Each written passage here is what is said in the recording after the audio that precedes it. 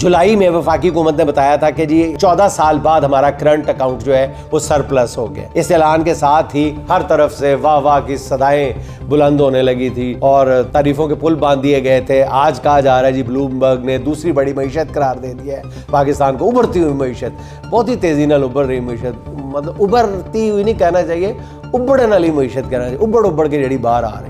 नाज़रीन देखे ना कि कैसा खेल खेलना है और इतना बड़ा तारीख का स्कैंडल सामने आया और उस पर खामोशी देखें, पूरी कौम की खामोशी देखें। सरकार की खामोशी को तो मारे गोली, पूरी कौम खामोश है। हुकूमत के ये जब इस तरह के वाह वाह किया जा रहा था, टेक ऑफ कर गया, ये आ गया, वो हो गया, ये अब किसी ने कहा था कि पाकिस्तान को दिफा के बाद इक़्तिसादी तौर पर भी नाकाबिले तस्खीर बना दिया गया है। नाज़रीन हकीकत यह है कि पाकिस्तान की तारीख का सबसे बड़ा मालियाती फ्रॉड हुआ है जो इस वक्त सामने आया। मुबारकबादों के शोर में जब ये मुबारक सलामत का शोर बुलंद किया जा रहा था तो दर हकीकत डाटा फज किया जा रहा था, यानी जालसाजी की जा रही थी। जालसाजी की गई, लाखों करोड़ों की नहीं, अरबों की गई। और इल्जाम कौन लगा रहा है? मैं या आप नहीं, पीटीआई या कोई और जमात नहीं, अपोजिशन हुकूमत छोड़ दें सारों को, खुद IMF हकायक और माशी तबाही छुपाने के लिए अंडर रिपोर्टिंग की जा रही थी। जैसे अंडर इन्वॉइसिंग की जाती है ना, अंडर रिपोर्टिंग की गई थी। हकीकत ये थी कि माशी तरक्की दिखाने के लिए 11 अरब डॉलर्स की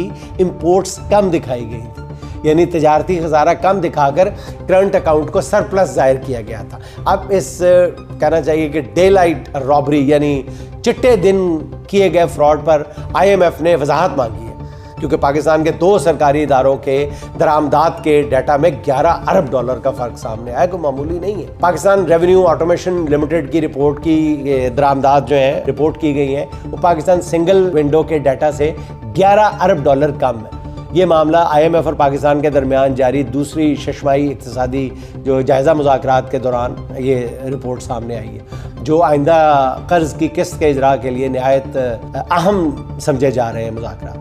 IMF ने पाकिस्तानी हुकाम पर जोर दिया है कि वो पहले से तजारती डाटा की तस्हीह करें, पहले काम करके ले आओ, साफ लिख के ले आओ, और फिर उन्होंने कहा जी शफाफ अंदाज में फिर जारी किया जाए इस सारे डाटा को, ताकि आलमी मालियाती इदारे एतमाद के साथ पाकिस्तान की इक्तिसादी सूरत हाल का जायज़ा ले सकें।